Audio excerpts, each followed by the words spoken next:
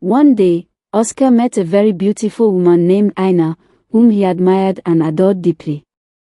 He decided to take her home to introduce her to his father. As they approached, he confessed his love and his desire to marry her. Impressed by his luxurious clothes and his lavish car, Ina accepted his proposal.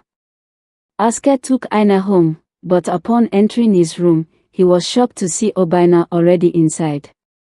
Unable to see Obina, Ina left the room and found herself in the living room. "What is happening? Why are you here?" "I haven't broken any rules so far," Oscar asked. "You are about to break one of the rules, the third and most important one, which states that you must not sleep with any woman other than the serpent. If I cannot sleep with another woman, how will I have children? You told me you were determined to pay the price, and if you betray me, you will go mad and die," replied Obina. Finally, Oscar could not believe what he was hearing. He felt trapped and knew there was no way to escape the pact he had made with Obina. If Obina had told him about the third rule in his dream, he would have seriously considered his options, but now he was stuck and powerless. "You can marry another woman, but you must not have intimate relations with her. If you do, you will go mad and die." As soon as Obina revealed the third rule, she disappeared for 10 seconds. Bewildered, Oscar returned to the bedroom where Ina was. She was lying on the bed, half naked, waiting for him to prove his virility. As soon as she saw him, she approached seductively, trying to allure him. Meanwhile, his younger brother, Oski, was thriving in the village of Doya. The villagers loved him and frequented his store due to his generosity and kindness. He was always honest in his dealings and never cheated anyone, which made most villagers prefer to buy from him rather than other vegetable sellers. In 5 months, Oski managed to save more money than the total sum his father had given him.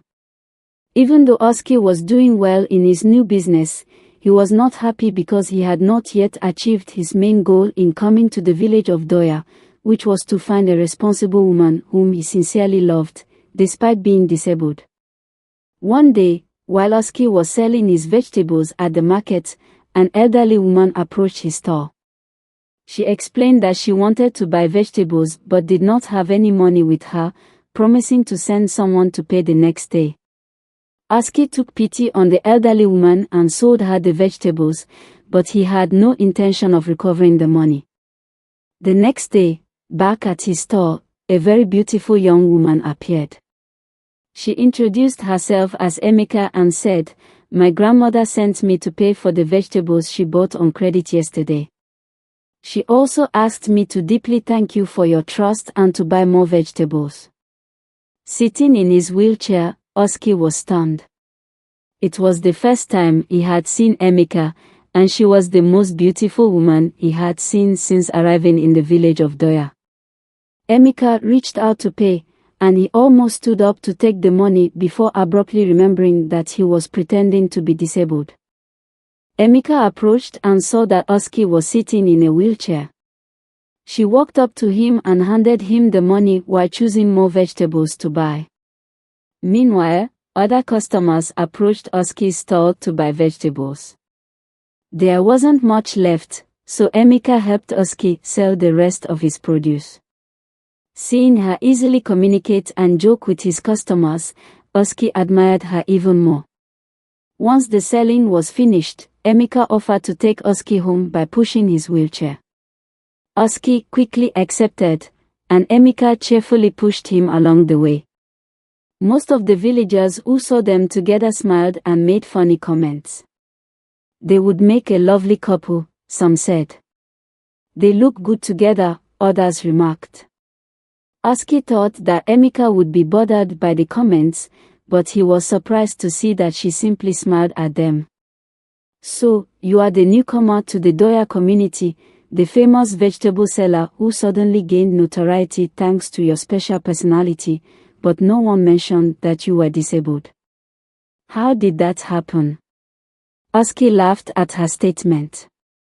He knew he should answer her question, but he didn't want to lie to her.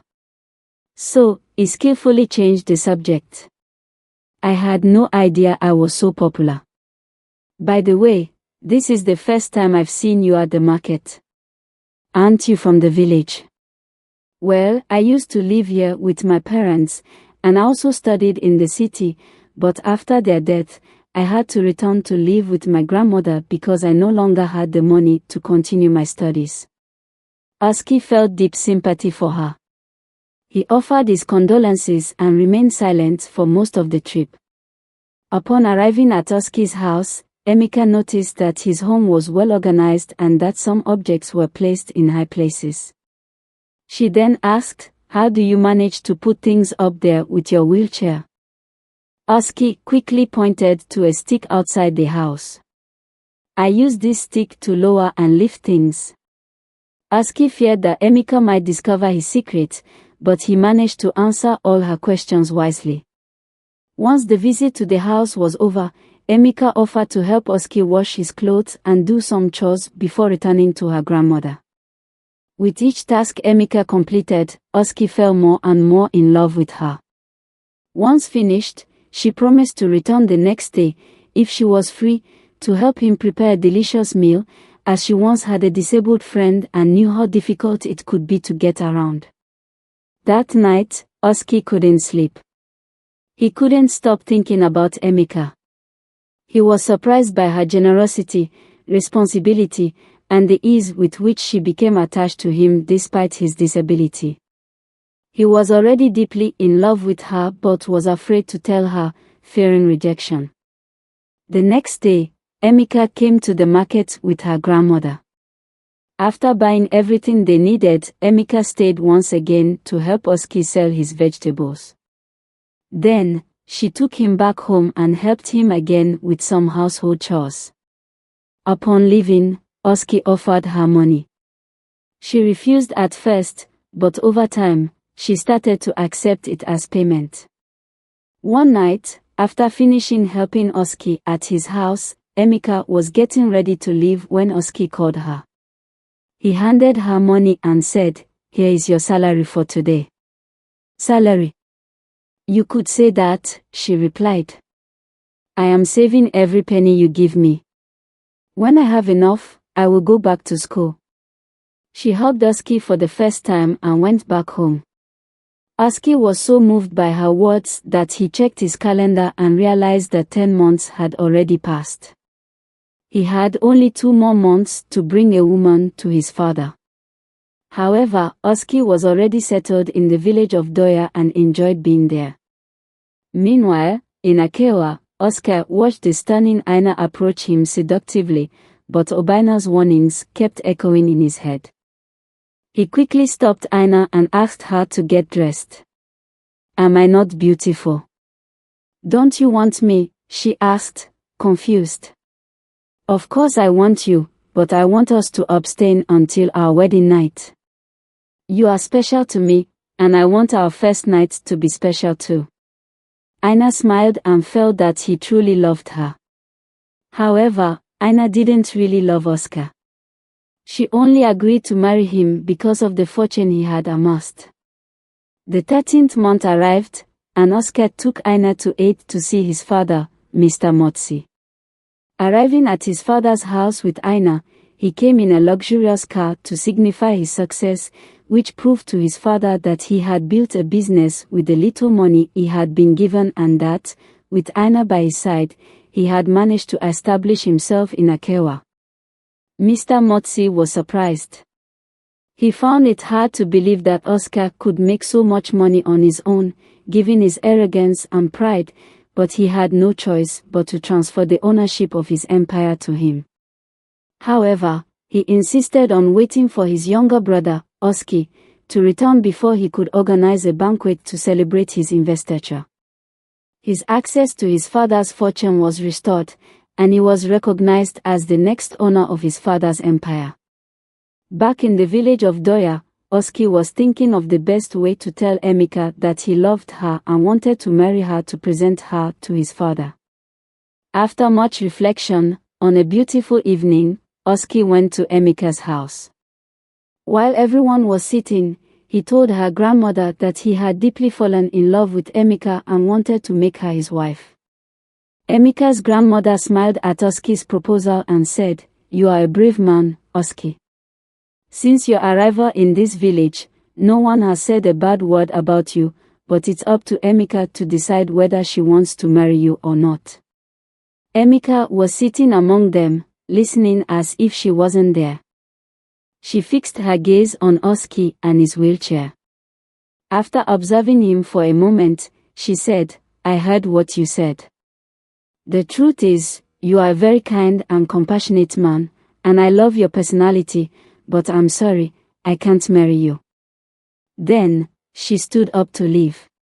Seeing Emika get up to leave, Oski hurried to stop her. "Why don't you want to marry me?" he asked. "I told you that I intended to continue my studies. If I marry you, that won't be possible anymore." "Of course it will," Oski replied. "I promise to support you.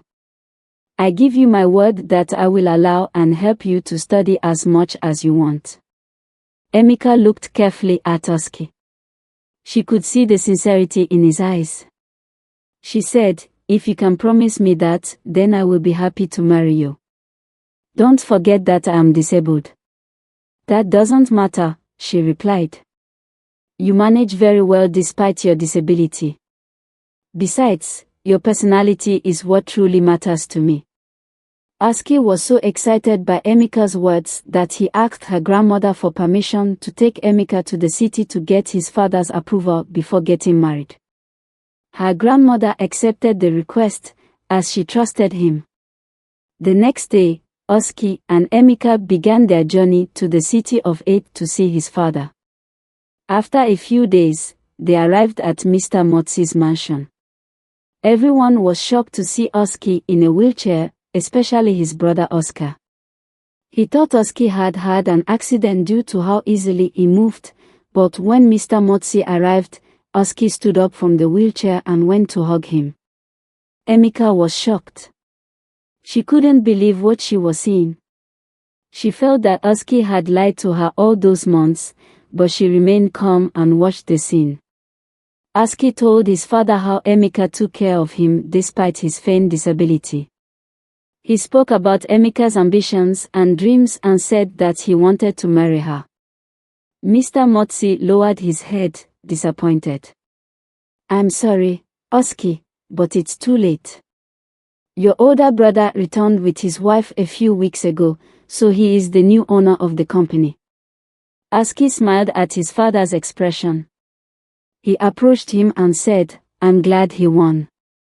He is my older brother and he deserves it. But I love Emika and I want to marry her. I will be happy with any branch of the company you give me to manage." Mr. Motsi was touched by Oski's words.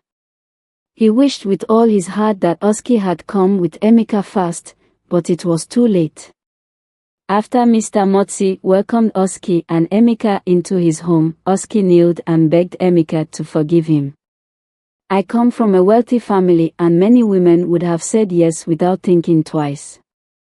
That's why I pretended to be disabled, to find someone like you, who has a good heart," Oski explained to Emika. Emika understood Oski and forgave him without hesitation. "I was afraid of leaving you alone in the village of Doya when I went back to school.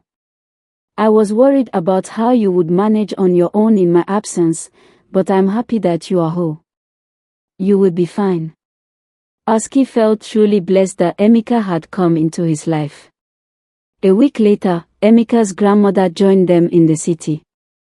A grand wedding party was organized for Oscar and Oski at the same time. It was so magnificent that it was talked about in the city for more than 2 months. Oski was put in charge of managing a new branch of his father's company, while Oscar took over the family empire. Once in charge of his father's empire, Oscar had access to immense wealth. He began to see the snake that Obina had given him as a burden. He no longer needed the money it brought, but he was still obligated to sleep with it twice a week.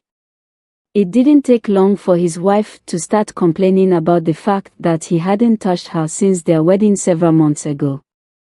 Oscar had no excuses. He often said he was tired.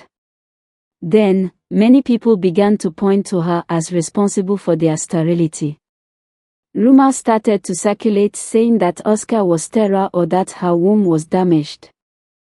This made Oscar very sad and angry, but Ina stayed with him because of the luxury and wealth.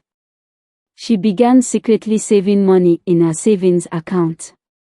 One night, Ina woke up very late to go to the bathroom. She was surprised not to find her husband by her side. After relieving herself, she searched the mansion for Oscar but couldn't find him. Passing by one of the many rooms in the mansion, she heard a noise coming from one of them. She approached the room slowly, filled with fear, and peeked through the keyhole. What she saw shocked and infuriated her. She saw Oscar sleeping with a very beautiful woman in the room. Furious, she forced the door open and confronted Oscar, but as soon as she entered the room, the woman Oscar was sleeping with slowly transformed into a snake. She screamed very loudly and disappeared into the air. Ina couldn't believe what she was seeing. She was paralyzed with fear. However, Oscar realized he had broken one of the rules Obina had given him. He sat on the bed, defeated and confused, thinking about what he should do. He began to lose his sanity progressively, showing signs of madness, such as eating the bed upholstery. Ina watched him for a moment and realized he had gone insane. She remembered the stories about Obina in Akewa and concluded that Oscar must have obtained his wealth through her. Ina opened Oscar's closet.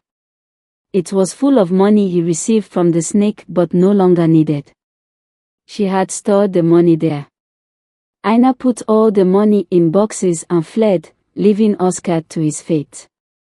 The next morning, there was turmoil in the mansion when everyone saw Oscar acting abnormally. He couldn't stop confessing the deal he had made with Obina in Akewa and how he had lied to his father. His father and brother were called to witness Oscar's fate. Both felt sorry for him but couldn't do anything. Oscar was taken to a psychiatric hospital but died a few days later, just as Obina had warned. Oski became Mr. Motsi's only surviving son, so he had to take over the company with his wife. Oski sent Emika to one of the most prestigious schools in the city so she could finish her studies. When she graduated, he placed her in charge of a branch related to her field of study. Emika quickly proved herself to be a capable and innovative leader. She brought fresh ideas and a modern perspective to the company, which helped it to thrive even more. Under her leadership, the branch she managed saw significant growth and success. Oski and Emika's relationship grew stronger with each passing day. They worked together harmoniously, complementing each other's strengths. Oski's experience and Emika's new ideas created a perfect balance that drove the company forward. They became well known not just for their business acumen, but also for their dedication to their employees and the community. In the following years, Oski and Emika decided to start a family. They were blessed with 2 beautiful children, who brought immense joy to their lives. Oski's father, Mr. Motsi, was overjoyed to see his grandchildren and felt a renewed sense of purpose and happiness in his later years. Despite the tragic events with his brother Oscar, Oski remained focused on creating a positive legacy. He continued to honor his father's legacy while making sure to instill values of integrity, compassion, and hard work in his children. Emika supported him wholeheartedly, and together they became a symbol of resilience and success in their community. Meanwhile, Ina, who had fled with the money, tried to start a new life in a distant city. However, the guilt of her actions and the fear of being found haunted her. She realized that the wealth she had acquired through deceit brought her no happiness or peace. Over time, she decided to return some of the money anonymously to charities, hoping to find some redemption for her actions. Years passed, and Oski's company grew into a major conglomerate, spanning various industries. Emeka's branch became one of the most successful parts of the company, setting new standards in their field. The family continued to prosper, and their story became an inspiration to many. Oski often reflected on the journey that brought him and Emeka together. He was grateful for every challenge and every triumph, as they shaped the man he had become. He knew that without Emeka's unwavering support and love, his life would have been very different. As they looked to the future, Oski and Emeka remained committed to each other, their family, and the values that guided their lives. They continued to build a legacy of love, integrity, and success, ensuring that their children and future generations would carry on their principles and honor the family name. As the years went by, Oski and Emeka's children grew up, inheriting their parents' strong sense of responsibility and work ethic. They were well educated and eager to contribute to the family business, bringing with them fresh perspectives and innovative ideas. Oski, now an elder statesman in the business community, gradually began to step back from the day-to-day operations, trusting his children and Emeka to lead the company into a new era. He spent more time mentoring young entrepreneurs, sharing his wealth of knowledge and experience to help them avoid the pitfalls he had encountered on his journey. Emeka, who had become a respected figure in her own right, continued to balance her roles as a mother, business leader, and community advocate.